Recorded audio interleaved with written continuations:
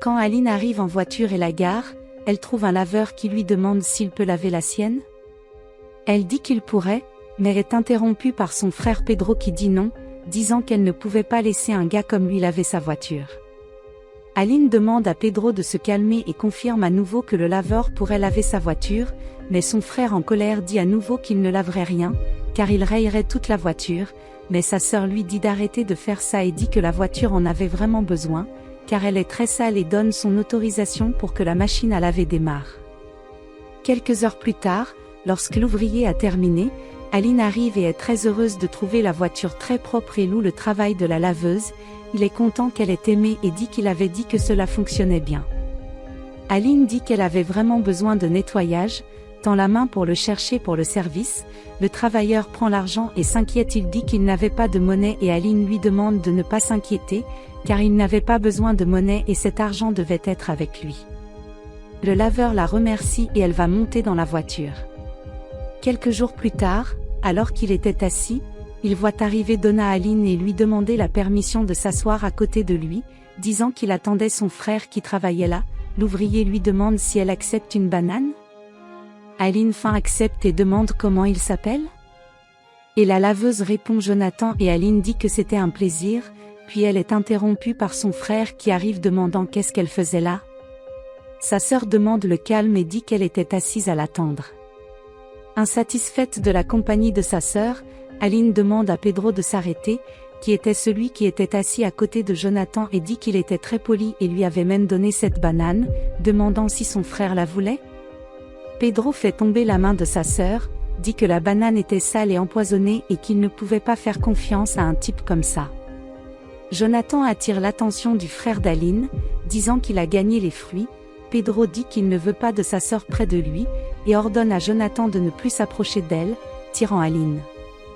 De retour à la maison, Aline demande à son frère si c'était vraiment nécessaire.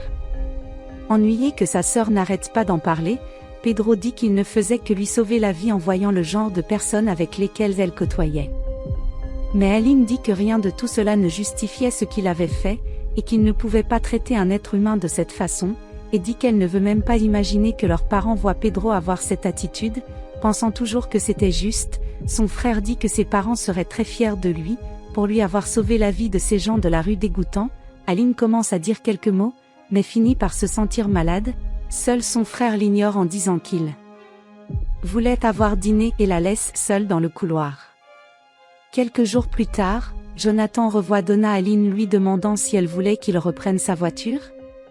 Elle dit qu'il peut s'il n'avait pas beaucoup de voitures à laver, mais Jonathan n'y avoir dit qu'il pouvait le laver et ensuite Aline donne l'argent pour le service, car elle ne savait pas si elle le retrouverait ici plus tard donc c'était mieux vaut le laisser payer point lavage. Le laveur accepte et prend l'argent qui était le même montant que l'autre fois, et dit qu'elle a si bien payé et Aline finit par dire que Jonathan était censé acheter quelque chose, en disant au revoir et en partant travailler.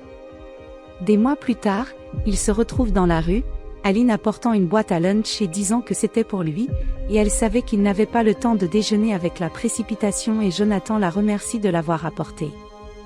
Aline s'assied à côté de lui et dit que c'était bien qu'il ait beaucoup de voitures à laver, et demande si tout allait bien. Jonathan répond oui, travaillant beaucoup avec beaucoup de voitures à laver ces jours-ci et avait gagné beaucoup d'argent, le voit là-bas tous les jours se battre, mais dit qu'elle était là pour pouvoir s'excuser de la façon dont Pedro l'avait traité, parce que Jonathan, je ne méritais pas de vivre ça. La laveuse accepte les excuses alors elle demande à Jonathan de parler un peu de lui, demandant s'il habitait à proximité. Il répond en disant qu'il vivait dans la rue. Aline demande s'il n'avait pas d'amis ou quelqu'un d'autre pour l'aider, Jonathan répond qu'il n'avait pas d'amis et tout le temps qu'il a eu il a travaillé pour pouvoir manger. Elle se décourage avec l'histoire, savait-elle qu'il était toujours une personne dévouée, faisant les choses avec amour et demande s'il avait des rêves dans la vie. Le laveur répond que son rêve était d'être médecin, mais que c'était une chose très difficile à faire. Le voyant découragé, elle lui demande de ne pas renoncer à ses rêves car tout n'était que combat et il savait que Jonathan avait beaucoup de potentiel, car il avait choisi de faire le bien. Il confirme en disant qu'il essaierait de ne pas abandonner et de suivre ses conseils. Aline regarde l'horloge et dit l'heure à laquelle cette heure est donnée, qui était normalement l'heure à laquelle elle est rentrée à la maison, quand elle se couche et prend une douche et continue de penser à sa journée, et il a vraiment aimé cette partie de la journée où il a commencé à faire noir et le travailleur dit qu'il l'a beaucoup aimé aussi à cette époque, comme elle vivait dans la rue, elle est arrivée et s'est allongée en regardant les étoiles et c'était très beau, Aline acceptait. Prend son sac car il était temps pour elle de partir, bientôt elle commence à se sentir mal en disant qu'elle ne pouvait plus respirer et s'évanouit dans les bras de Jonathan. Désespéré, il essaie de la réveiller et quand elle ne se réveille pas, il commence à crier à l'aide. Dans la salle d'attente de l'hôpital, Jonathan et Pedro attendent le médecin avec des nouvelles d'Aline, alors quand le médecin arrive pour demander sa famille, Pedro se lève en confirmant qu'il l'était, le médecin fait un signe de la main et commence à dire que le patient a fait une crise cardiaque et elle avait un grave problème cardiaque et aurait besoin d'un membre de sa famille pour rester avec elle là-bas, car elle serait sous observation pendant 5 jours ou plus. Incrédule, le frère d'Aline dit que c'était long pour lui, et qu'il avait beaucoup à résoudre. Le docteur dit non et Jonathan interrompt la conversation en disant qu'il pouvait rester, le docteur demande le calme et informe son frère que Jonathan avait amené sa sœur et que sans lui Aline serait morte.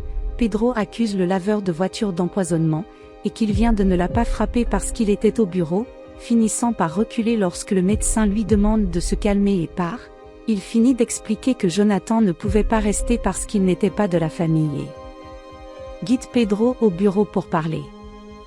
Des mois plus tard, sans qu'Aline ne se présente depuis le jour où il l'a emmenée à l'hôpital, Jonathan s'inquiète de ce qui aurait pu lui arriver, et est approché par une femme qui appelle son nom et se présente comme l'avocate d'Aline, et lui demande si elle peut.